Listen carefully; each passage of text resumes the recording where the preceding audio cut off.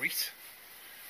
Well, I'm in my van at the location to do my flight assessment for my PfCO.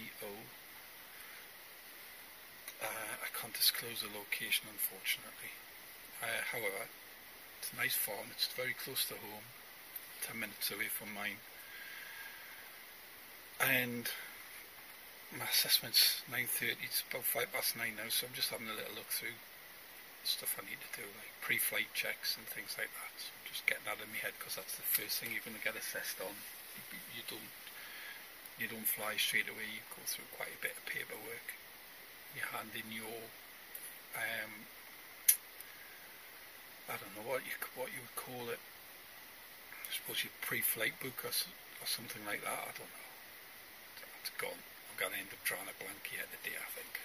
I'm so brain fried. It's just gone on and on and on. It's like, it's ridiculous. Anyway, so I'm going to go through my pre-flight stuff. Right, well, it's 9:30 now, 9:34. And I just, when the phone rang before, it was my pal, the guy who's in the army, he's just qualified. So I was just quickly running it through with him.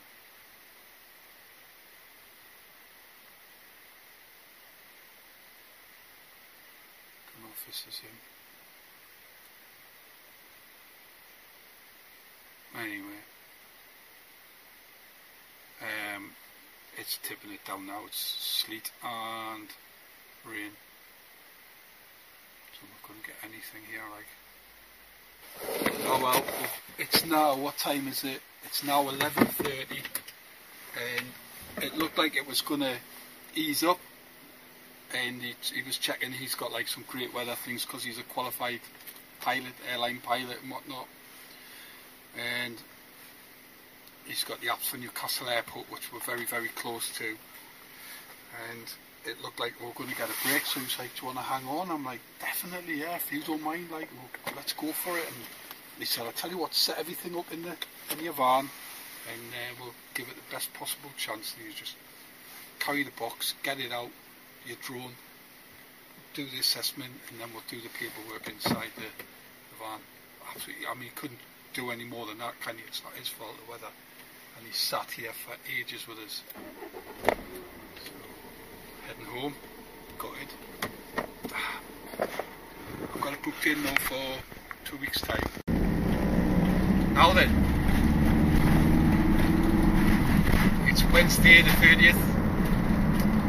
Yesterday was the exam, which didn't materialise because bang on 9:30 it started to rain and sleet. Nightmare. We hung on till just after 11 o'clock. He went through my paperwork and everything like that, and he was quite happy with it. A couple of things suggested I could do without. So when I got home last night, I just removed them and added a little bit, just tweaked, you know, just to make it absolutely perfect, the paperwork, which important to me anyway. So got long story short, I'd emailed them as well, and I said if there's any chance, either Thursday all day or even possibly like Wednesday today, I don't start till 2 PM, so now I start at 4 PM, by the way. It's 3 o'clock in the afternoon and I'm heading into work. All of a sudden I'm thinking night shift. Anyway, I asked if there's any chance. It's been a long, hard slog. Losing a day's wage yesterday for the course, for the exam, which is nobody's fault but the weather. And it would be amazing, you know, if that could possibly come off. So I sent it away in hope, and got up this morning, just about to get my hair cut. Well, I couldn't chop my hair. It was literally the razor was out. And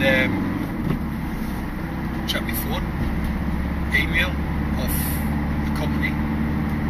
Steve, I've been trying to get a hold of you. The number again, it's twice I had they got the number wrong.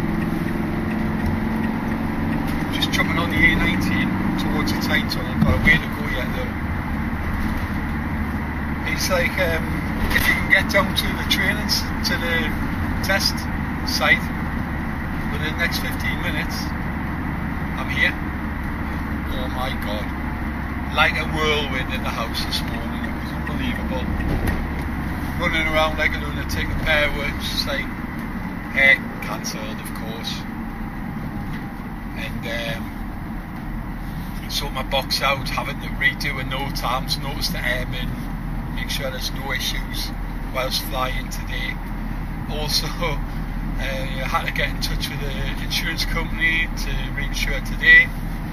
It was free, it was fantastic. Yesterday it was free as well because it was a test they do for nothing, which is really good. Obviously they want you back in the door, like, you know, but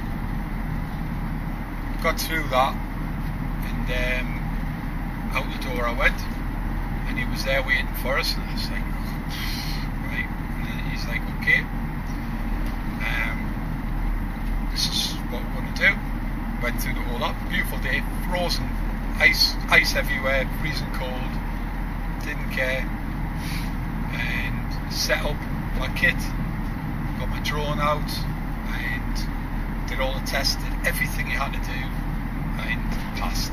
I did everything he asked, all the aerial stuff I had to do as well. There's loads of different things, like you've got to fly around and take photos and hit a certain distance and then you turn away, spin it round and then you've got to try and rotate it, like find it back again, all that lot, like without using your monitor, you know, you've got to, your drone's like a dot miles away, not too far away, like, but, and you've got to be able to work out how to get it back to you if you lost GPS or your monitor went down basically.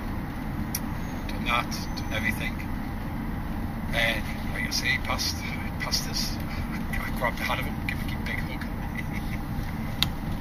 It's been undoubtedly, mentally, like the toughest thing I've done. Just exhausted with it. So you can imagine the household made up. And the good thing is, we'll get our kitchen table back, which I've commandeered for the last few weeks with an abundance of paperwork and charts and maps and horrible stuff. So there you go. I'm now a fully qualified PfCO, permission for commercial operations. Just having a nibble, I can see Costa Coffee.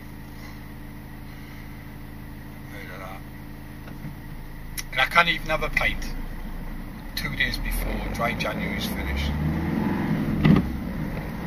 The first pint will be Newcastle Airport on the 1st. So I'm kind of waiting for a sneaky week in the sun.